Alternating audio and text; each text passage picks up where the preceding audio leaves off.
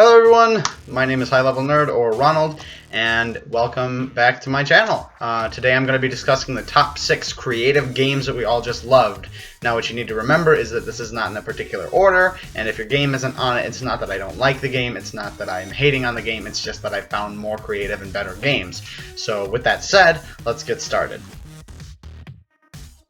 Now, the first video game I want to talk about today is Grand Theft Auto, and not Grand Theft Auto 5 or San Andreas, but the original Grand Theft Auto. And the reason I want to talk about it is because it came out in October of 1997, and at the time it was a very controversial video game for its depiction of killing people and stealing things, and that sparked an argument that video games lead to violence. Now, no matter what your stance on that argument is, you still have to admit that it's a very good game with very good concepts for the time. And that's why it earns a spot on this list. Now, all games are creative, at least in my opinion, but few rise to the level that Jazzpunk does. Jazzpunk is a game that came out in February of 2014, and it has a lot of creative concepts. It's an adventure game where it's all kind of a weird genre of art, but it is very creative. The characters are funny, the storyline is hilarious, the music is great, and there's not really much else I can say about this game. The next game I want to talk about today is called Garry's Mod, or Gmod. This game is a 10 out of 10 on IGN and Steam. And it is a sandbox game, not really physics sandbox, but a sandbox game with a whole bunch of different game modes. You've got Prop Hunt, Trouble in Terrorist Town, Murder, just a ton of stuff that can be modded so easily. That's the point, really, is that it is supposed to be modded. This game came out in 2004, and I don't really know if it was an instant hit. I wasn't really big into the video game scene back then, but as of right now, a lot of people I know love this game. So I'm going to call it one of the most creative games that we all love.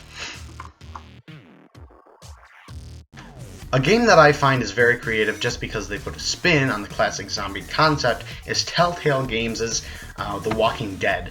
I didn't actually do any research on this game, I was kind of lazy about it, but I do think that this game is very creative because it's more about the story and how you play it out than shooting zombies in the cranium.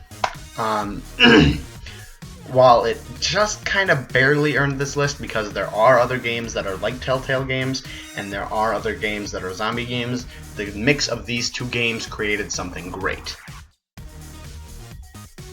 Now, a lot of people aren't going to be surprised that I'm putting the game Minecraft on this list. Minecraft came out of Mojang Studios in 2009 and since then has come out on 7 different consoles and was purchased by Microsoft for $2.5 billion. Minecraft is one of the biggest video games ever created, and if you're watching this video, you have probably heard of it. Even if you don't play it, you have to admit that it is a very creative idea, and it does have an amazingly huge following. So that's why Minecraft earns a spot on this list. Goat Simulator is a physics sandbox game that came out of Coffee Stain Studios on April 1st, 2014. Now, if you've played the game, there's a very obvious reason on why it came out on April Fool's Day. The game is very funny, it's got a lot of Easter eggs, and overall it's just a lot of fun to play. While there's not really any missions until you get to the DLCs like Goat Z and Goat MMO Simulator, you can still go around and try to find all the trophies and try to lick the helicopter or jump the highest on a trampoline or something. It is a very fun game, so that's why it earns a spot on this list. Anyway, I hope you enjoyed the list. If you did, leave a like and a comment. I'd be glad to hear your reviews and your feedback. So yeah, I hope you have a good day, and I'll see you next time.